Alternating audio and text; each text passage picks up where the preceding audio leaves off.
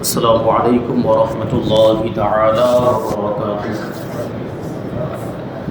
نحمده ونصلي ونسلم على رسوله الكريم اما بعد فاعوذ باللہ من الشیطان الرجیم بسم اللہ الرحمن الرحیم ان اللہ وملائکته یصلون علی النبی یا ایها الذین آمنوا صلوا علیہ وسلموا تسلیما۔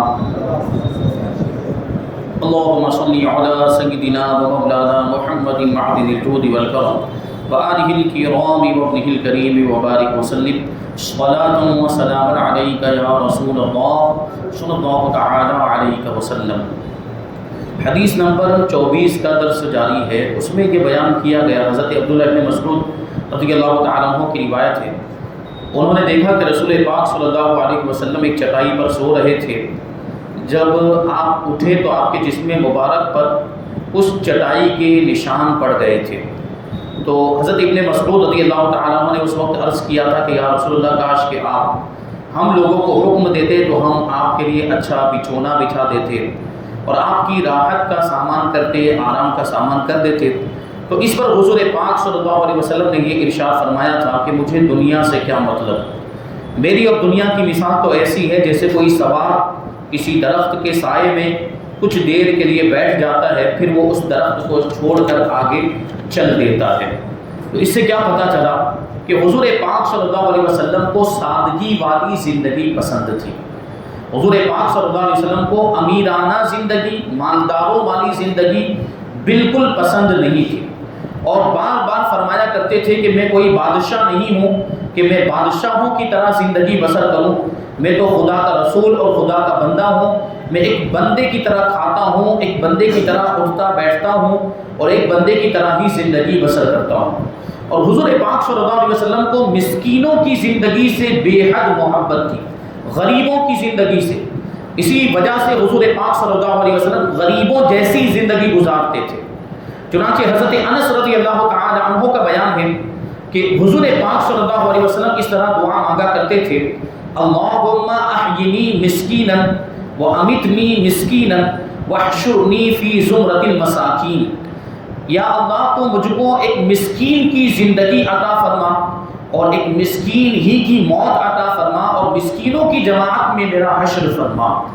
تو اس سے پتہ چلا کہ حضور پاک صلی اللہ علیہ وسلم کو مسکینوں جیسی زندگی بھی پسند ہے اور مسکینوں جیسی موت بھی پسند ہے اور مسکینوں کے ساتھ ہی اٹھایا جانا بھی پسند ہے۔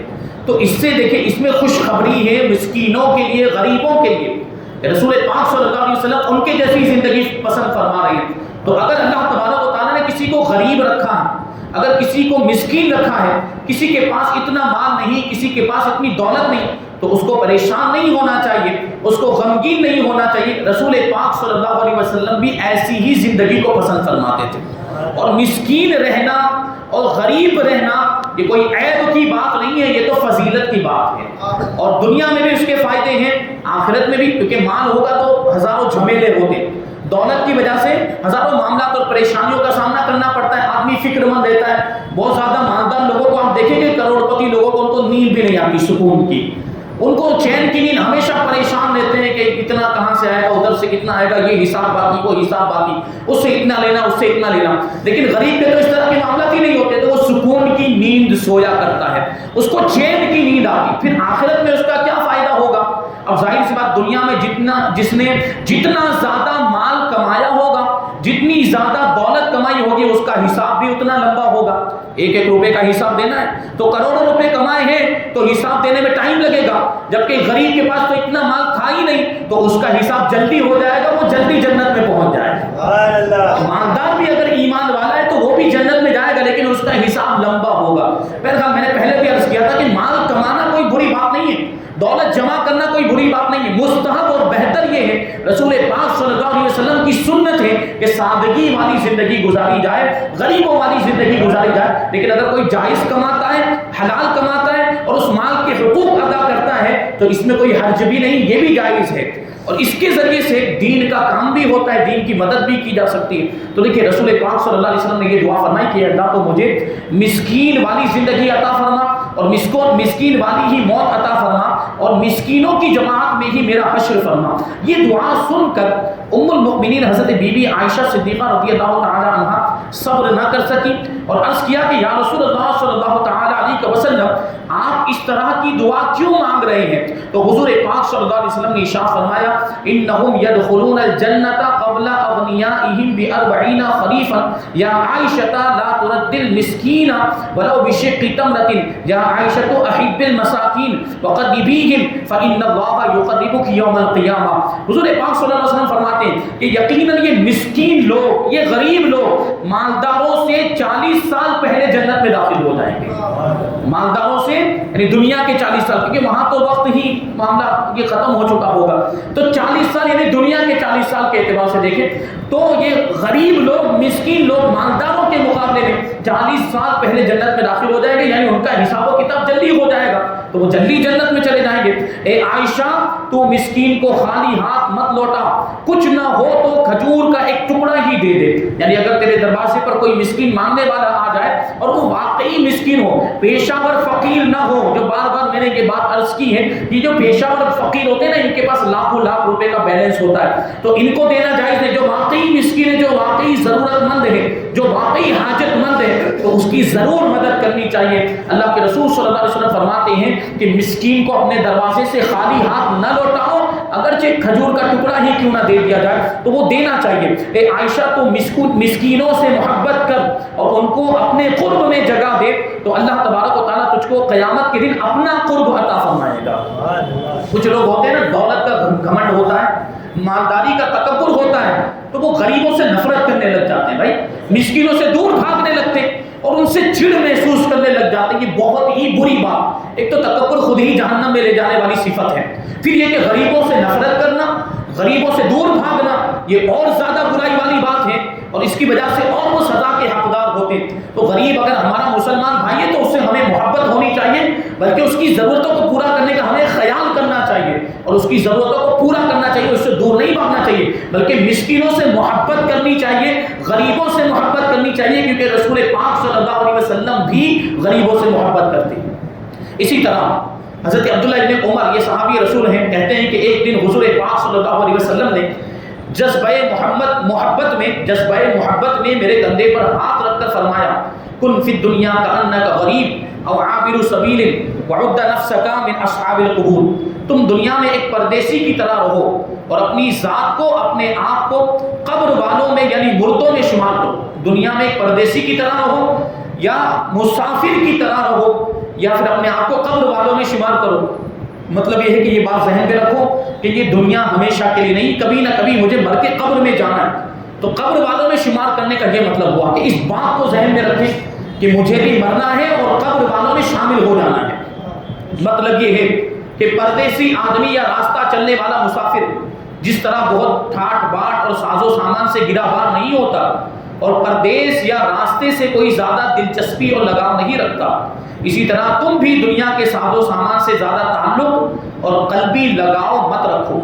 واضح رہے کہ جن خاص صحابہ کرام کو حضور پاک صلی اللہ علیہ وسلم نے مسکینوں کی زندگی بسر کرنے کا حکم دیا، یہ کوئی وجوبی حکم نہیں تھا، یعنی کوئی ضروری قرار دینے والا حکم نہیں تھا، واجب قرار دینے والا حکم نہیں تھا، بلکہ یہ استحبابی حکم تھا، اس پر عمل کرنا مستحب ہے، یعنی غریبوں والی زندگی گزارنا یہ کار ثواب ہے، رسول پاک صلی اللہ علیہ وسلم کی سنت ہے، یہ حضور پاک صلی اللہ علیہ وسلم کا کمال کرم ہے، مہربانی ہے کہ خود تو مسکینوں کی طرح زندگی گزاری مگر اپنی امت کو ہر قسم کی حلال راحتوں اور ہر جائز ساز و سامان کے رکھنے کی اجازت بھی عطا فرمائی ہے۔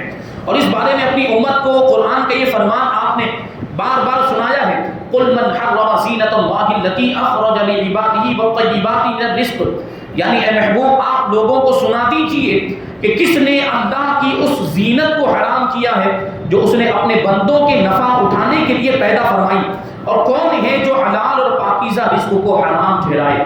مطلب کیا ہے کہ حلال چیزیں اگر بندہ حاصل کرے تو جائز، اور حلال مال کمائے اگرچہ کتنا زیادہ کیوں نہ کمائے، اگر وہ اس کے حقوق ادا کرتا ہے تو ٹھیک ہے، جائز ہے، اس میں کوئی حرج نہیں۔ بہرحال ہر قسم کے آرام اور راحت کے سامانوں کو بشرطے کہ وہ حلال اور جائز ہوں۔ حضور پاک صلی اللہ علیہ وسلم نے اپنی امت کو اس کے استعمال کرنے اور اس سے نفع اٹھانے کی اجازت عطا فرمائی ہے۔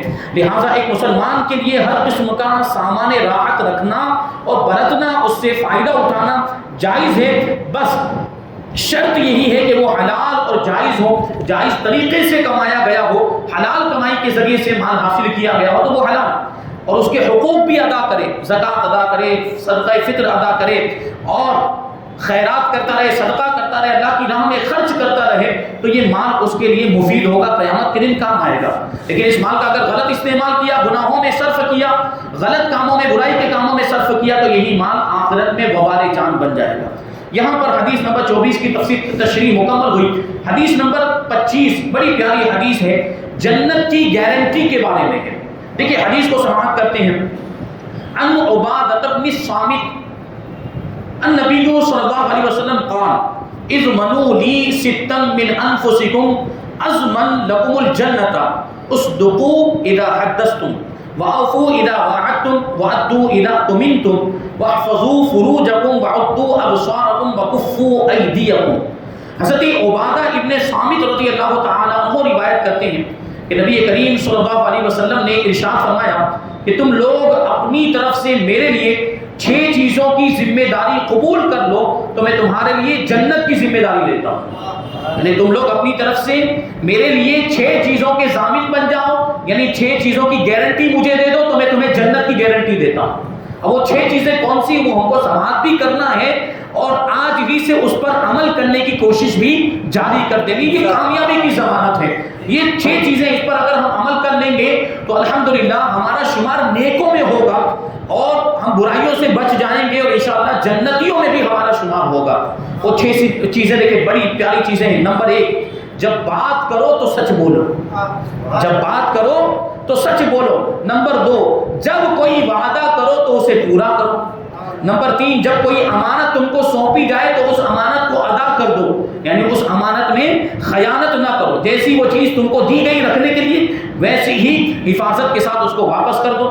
اور نمبر 4، اپنی شرمگاہوں کی حفاظت کرو، مطلب یہ ہے کہ گناہوں کی طرف، بدکاری کی طرف، زناکاری کی طرف، بدنگاہی کی طرف ہرگز نہ جاؤ، مائل نہ ہو۔ اور نمبر 5، اپنی نگاہوں کو نیچی رکھو، یعنی اللہ کی حرام کردہ چیزوں، اجنبی عورتوں کی طرف نگاہ نہ اٹھاؤ۔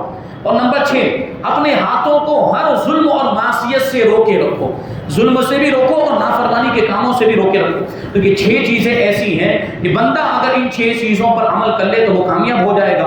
دیکھیں فرماتے ہیں حضور پاک صلی اللہ علیہ وسلم کو اللہ تبارک و تعالیٰ نے جوامع الکلم کا معجزہ عطا فرمایا تھا۔ مطلب کیا ہے کہ حضور پاک صلی اللہ علیہ وسلم کے الفاظ اور کلمات دیکھنے میں تو بہت ہی مختصر ہوتے ہیں، مگر وہ اپنے دامن میں اتنے کثیر معانی اور مطالب کا خزانہ رکھتے ہیں کہ گویا ایک کوزے میں سمندر کو سمو دیا گیا ہو۔ دیکھیں کہ 6 چیزیں بیان کی ہیں اور مختصر حدیث کتنی چھوٹی ہے۔ یہاں دیکھیں تو 3 لائن کے اندر یہ حدیث آ گئی ہے، عربی کا جو متن ہے، لیکن اس کے اندر گویا کہ معانی کا ایک سمندر موجے مار رہا ہے۔ اور کیسے کہ یہ 6 چیزوں پر اگر ہم عمل کر لیتے ہیں تو سارے گناہوں سے بھی بچ جائیں گے اور نیکوکار بھی بن جائیں گے۔ کیسے بنیں گے اس کو بتاتے ہیں۔ چنانچہ اس حدیث میں بظاہر تو کل 6 ہی چیزیں ذکر کی گئی ہیں، مگر یہ 6 چیزیں ایسی ہیں کہ اگر انسان ان پر مکمل طور پر عامل ہو جائے، یعنی عمل کرنے لگ جائے، تو وہ 6000 بلکہ 6 لاکھ بلکہ تمام گناہوں سے بچ جائے گا اور تمام نیکیوں کا خزانہ اس کے نامہ اعمال میں جمع ہو جائے گا۔ وہ کیسے ہوگا اس کو سمجھاتے ہیں۔ مثلا پہلی چیز کہ زبان سے سچ کے سوا کچھ نہ بولنا، یعنی حضور نے کیا فرمایا کہ جب بولو تو سچ بولو، جھوٹ نہ بولو۔ ظاہر ہے کہ زبان تمام قولی گناہوں کا منبع اور تمام قولی عبادتوں کا سر چشمہ ہے، یعنی قولی جو زبان کے ذریعے سے بول کر جو عبادتیں کی جاتی، جیسے تسبیح پڑھنا ہے اور ہم ذکر و اذکار کرتے ہیں، درود شریف پڑھتے ہیں، نماز کے جو اوقات پڑھتے ہیں، یہ سب زبان سے ہوتے ہیں۔ تو یہ عبادتیں جو ہوتی جن کا زبان سے تعلق ہے، جن کا تعلق قول سے ہے، وہ ساری چیزیں اس میں آ گئی۔ اور وہ گناہ جو زبان سے کیے جاتے ہیں ان سے بچنا بھی اس میں آ گیا۔ مطلب کیا ہوا کہ اب جو شخص اس کی ذمہ داری لے لے کہ وہ سچ کے سوا زبان سے کچھ نہ بولے گا، تو سن لیجئے کہ توحید و رسالت، قیامت اور تمام عقائد اسلام کا اقرار کرنا، تلاوت قرآن، تمام اوراد و وظائف، درود شریف، اچھی باتوں کا حکم دینا، بری باتوں سے روکنا، غرض کے ہر چھوٹی بڑی قولی عبادت سچ ہی تو ہے، اس کا شمار سچ میں ہوتا ہے۔ آدمی سچ بولنے لگ جائے گا تو اپنی زبان سے اچھی ہی باتیں بولے گا اور عبادت والے کام کرے گا اپنی زبان کے ذریعے سے۔ لہٰذا سچ بولنے والا تمام قولی عبادتوں پر عامل ہو جائے گا، تمام زبان کے ذریعے کی جانے والی عبادتوں کو کرنے لگ جائے گا۔ اور کفر و شرک، بہتان، کسی پر تہمت لگانا، فریب، جھوٹ بولنا، وعدہ خلافی کرنا، جھوٹی گواہی دینا، غلط باتیں بولنا، جھوٹی خبریں دینا، غرض زبان سے صادر ہونے والے ہزاروں لاکھوں گناہ یہ سب جھوٹ ہی تو ہیں۔ ان سارے گناہوں سے بندہ بچ جائے گا جب سچ بولنے لگ جائے گا۔ تو غور کیجئے کہ ایک سچ بولنے کا عہد کر لینے میں، ایک سچ بولنے کا وعدہ کر لینے میں، سچ بول لینے کی عادت بنا لینے میں تمام قولی عبادتوں کے کرنے اور تمام قولی گناہوں سے بچنے کی گارنٹی موجود ہے۔ اسی طرح ہر وعدے کو پورا کرنا، یہ بھی ایک ایسا عمل ہے کہ اس کے اندر ہزاروں نیکی کرنے اور ہزاروں گناہوں سے بچنے کی ضمانت موجود ہے۔ ظاہر ہے کہ بندوں کا وعدہ دو قسم کا ہوتا ہے، ایک اللہ تبارک و تعالیٰ سے کیا ہوا وعدہ اور دوسرا مخلوق سے کیا ہوا وعدہ۔ اللہ تبارک و تعالیٰ نے ہر انسان سے روز ازل میں، یعنی جب سارے انسانوں کی روحوں کو اللہ تبارک و تعالیٰ نے پیدا کیا تھا، دنیا میں آنے سے پہلے عالم ارواح میں اللہ تبارک و تعالیٰ نے سارے انسانوں سے ایک وعدہ لیا تھا۔ کیا وعدہ لیا تھا؟ الست بربکم قالوا بلا شہیدنا۔ اس کے ذریعے سے اللہ تبارک و تعالیٰ نے اپنی ربوبیت کا اقرار کروایا تھا ساری روحوں سے، انسانوں کی ساری روحوں سے۔ یعنی اللہ نے فرمایا تھا کہ کیا میں تمہارا رب نہیں ہوں؟ تو سب نے کہا تھا کہ ہاں تو ہمارا رب ہے، ہم اس بات کا اقرار کرتے ہیں۔ عالم ارواح میں تو اقرار کیا تھا، لیکن دنیا میں آنے کے بعد کچھ لوگ منکر ہو گئے، اللہ کا انکار کر دیا، اللہ کو نہیں مانتے۔ جبکہ الحمدللہ ہم آج بھی اس اقرار پر قائم ہیں جو ہم نے روز ازل میں عالم ارواح میں اللہ تبارک و تعالیٰ سے اقرار کیا تھا کہ ہاں تو ہمارا رب ہے، اسی عقیدے پر آج الحمدللہ ہم قائم ہیں۔ تو یہ عہد اللہ تبارک و تعالیٰ نے لیا تھا، اپنی ربوبیت کا اقرار اور اپنی فرما برداری کا وعدہ لے لیا ہے، اور پھر یہ بھی حکم دیا ہے کہ اوفو بالعقود، یعنی اے بندو تم اپنے تمام وعدوں کو پورا کرو۔ تو اب نماز، روزہ، حج اور زکوٰۃ، غرض تمام اعمال صالحہ کا کرنا، یہ اللہ تبارک و تعالیٰ سے کیے ہوئے وعدے کو پورا کرنا ہے، اور اللہ تبارک و تعالیٰ کے کسی حکم سے نافرمانی کرنا یہ وعدہ خلافی کرنا ہے۔ معلوم ہوا کہ ایک وعدہ پورا کرنے کی ذمہ داری میں تمام حقوق اللہ کی ادائیگی داخل ہے۔ یعنی ظاہر سی بات ہے جب بندہ یہ گارنٹی لے لے کہ میں وعدہ خلافی نہیں کروں گا، تو اللہ تبارک و تعالیٰ سے وعدہ خلافی کیسے کر سکتا ہے؟ اللہ سے کیے ہوئے وعدے کے خلاف ورزی کو کیسے کر سکتا ہے؟ تو یہ اللہ کے وعدوں کو پورا کرنے لگ جائے گا۔ اسی طرح مخلوق سے وعدہ پورا کرنے میں مخلوق کو راحت پہنچانا، ان کی حاجتوں کو پورا کرنا، مومنوں کا دل خوش کرنا، غرض ہزاروں نیک کام اس کے ضمن میں آ جائیں گے۔ اور وعدہ خلافی میں مومنوں کو ایذا رسانی، مومنوں کو تکلیف دینا، ان کی حاجتوں کو روک لینا، ان کی ضرورتوں کو پورا نہ کرنا وغیرہ سینکڑوں ہزاروں مفاسد اور برائی کے کام اور نافرمانیوں کے کام جمع ہو جاتے ہیں۔ اسی طرح شرمگاہ کی حفاظت کرنا، اس میں زنا، لواطت اور اس کے دوائی، یعنی اس کی طرف بلانے والی چیزوں سے بچنا اور جائز طریقے سے صاحب اولاد ہونا۔ اگر خداوند تعالیٰ نیک اور صالح اولاد عطا فرما دے تو وہ ماں باپ کے لیے دنیا اور آخرت میں بہتری کا بہترین سامان ہو جاتی ہے۔ دنیا میں بھی فائدہ ہے، نیک اولاد ہے، صالح اولاد ہے تو وہ ماں باپ کی فرما برداری کرے گی، ماں باپ کی خدمت کرے گی، اور آخرت میں بھی یہ اولاد کام آئے گی، کیونکہ اولاد اگر نیک اعمال کرے ماں باپ کی تربیت کی وجہ سے تو اس کا فائدہ ماں باپ کو ملتا ہے، نیک اور صالح اولاد کا فائدہ۔ اسی طرح خدا کی حرام کی ہوئی چیزوں سے نگاہ نیچی رکھنا، اس میں سینکڑوں نیکیوں پر عمل اور سینکڑوں گناہوں سے بچنا ہے۔ بزرگوں نے فرمایا ہے کہ آنکھ دل کا جھروکا ہے، یعنی دل کی کھڑکی ہے، نگاہ پڑنے ہی سے دل میں نیکی یا برائی کا خیال آتا ہے، پھر دل اگر سدھرا تو سارا بدن سدھر جاتا ہے، اور دل اگر بگڑ جائے تو سارا بدن بگڑ جاتا ہے۔ اب سمجھ لیجئے کہ خدا کے محارم سے، یعنی خدا کی حرام کی ہوئی چیزوں سے نگاہ نیچی رکھنے میں کتنی نیکیوں پر عمل اور کتنے گناہوں سے بچت ہو جائے گی۔ اسی طرح امانتوں میں خیانت سے پرہیز کرنے میں بھی، چونکہ خدا کی امانتیں سب ادائے امانت میں داخل ہوتی ہیں، اس لیے امانتوں کے ادا کرنے میں حقوق اللہ اور حقوق العباد سب پر عمل ہو جاتا ہے۔ حقوق اللہ کا مطلب اللہ تبارک و تعالیٰ کی فرض کی ہوئی چیزیں جو اللہ تبارک و تعالیٰ کی طرف سے ضروری قرار دی گئی ہے ان پر عمل کرنا، یہ اللہ کے حقوق ہیں۔ اور بندوں کے حقوق یعنی کسی کا مال نہ چھیننا، کسی کو کوئی نقصان نہ پہنچانا، کسی کو گالی نہ دینا، کسی کی غیبت نہ کرنا، کسی سے حسد نہ رکھنا، کسی سے جلن نہ رکھنا، کسی کی چغلی نہ کرنا، کسی بھی طرح نہ پہنچانا یہ حقوق العباد میں آتا ہے. تو آدمی اگر امانت میں خیانت سے بچنے لگ جائے گا تو یہ ساری امانتوں کی پاسداری کرے گا, حفاظت کرے گا. اللہ کی امانتوں کی بھی وہ پابندی کرے گا, اس کی بھی حفاظت کرے گا, اور بندوں کی امانتوں کی بھی حفاظت کرے گا. اسی طرح اپنے ہاتھوں کو تمام مظالم یعنی ظلم کے کاموں سے اور گناہوں سے روکے رہنے میں ظاہر ہے کتنی نیکیاں ہوں گی. آدمی گناہوں سے بچا رہے گا, ظلم سے اپنے ہاتھ کو بچائے رکھے گا تو کتنے گناہوں سے وہ بچ جائے گا اور کتنی نیکیاں اس کے دامن میں آ جائیں گی اور کتنے گناہوں سے وہ محفوظ رہے گا. بہرحال یہ 6 چیزیں بہت ہی اہم ہیں اور ہر مومن کو ان کی پابندی کرنا لازم ہے, کیونکہ حضور اکرم صلی اللہ علیہ وسلم نے ان 6 باتوں پر عمل کرنے والوں کے لیے جنت میں داخل ہونے کی گارنٹی عطا فرمائی ہے. یعنی جو ان 6 چیزوں پر عمل کرنے لگ جائے, اللہ کے رسول صلی اللہ علیہ وسلم فرماتے ہیں کہ اس کے لیے جنت کی گارنٹی ہے, جنت کی ضمانت ہے. اور جنت کی ضمانت لے کون رہا ہے, جنت کی گارنٹی لے کون رہا ہے, اس پہ بھی غور کرنے کی ضرورت. حضور پاک صلی اللہ علیہ وسلم فرماتے ہیں کہ میں تمہارے لیے جنت کا ضامن ہو جاؤں گا, میں جنت کی گارنٹی دیتا ہوں. اب یہ کون ہے جو مالک جنت ہے؟ اللہ تبارک و تعالیٰ نے جنت کو پیدا کیا, لیکن اس کا مالک کس کو بنایا؟ ہمارے نبی کو بنا دیا. اور اللہ کے رسول صلی اللہ علیہ وسلم کو پورا اختیار عطا فرمایا گیا ہے کہ جس کو چاہے جنت عطا فرما دیں. نبی مختار کل ہیں, جس کو جو چاہے عطا فرما دیں, جہاں بانی عطا کر دیں, بھری جنت ہبا کر دیں. جہاں حضور تاج الشریعہ فرماتے ہیں جہاں بانی عطا فرما دیں, یعنی حکومت, سلطنت, بادشاہت, جہاں بانی عطا کر دیں, بھری جنت ہبا کر دیں. نبی مختار کل ہیں, جس کو جو چاہیں عطا کر دیں. یہ حضور کی شان. کیوں؟ کیونکہ جہاں میں ان کی چلتی ہے وہ دم میں کیا سے کیا کر دیں, زمین کو آسماں کر دیں, سریا کو سرا کر دیں. اللہ تبارک و تعالیٰ نے ہمارے نبی کو ایسا اختیار عطا فرمایا. اب آخر میں ایک اپنا واقعہ مصنف علیہ الرحمہ حضرت شیخ عبد المصطفیٰ اعظمی رحمۃ اللہ تعالیٰ اپنا ایک واقعہ لکھتے ہیں. میں نے عرض کیا تھا بہت پہلے کہ یہ گجرات میں بھی رہ چکے ہیں, دھوراجی میں مسکینیا میں پڑھاتے تھے حضرت عبد المصطفیٰ اعظمی رحمۃ اللہ تعالیٰ علیہ. تو وہاں کا ایک واقعہ انہوں نے لکھا ہے, بڑا پیارا واقعہ ہے, اس میں ہمارے لیے نصیحت ہے. کہتے ہیں کہ میں ایک مرتبہ دھوراجی کے اندر ندی کے میدان میں وعظ بیان کر کے اپنی قیام گاہ مدرسہ مسکینیا میں جا رہا تھا. تو جامع مسجد کے چھتے کے نیچے ایک مست فقیر نے مجھ کو مخاطب کر کے یہ کہا کہ اے مولوی, اتنا لمبا وعظ مت کہا کرو, کیوں 2 گھنٹے تقریریں ہوتی ہے, 1 گھنٹہ 1.5 گھنٹہ تقریر ہوتی ہے, اس میں یقیناً قرآن کی باتیں ہوتی ہے, حدیث کی باتیں ہوتی ہیں, بزرگوں کے واقعات بیان کیے جاتے ہیں, لیکن ہم کو اتنا لمبا بولنے کی ضرورت کیوں پڑتی ہے؟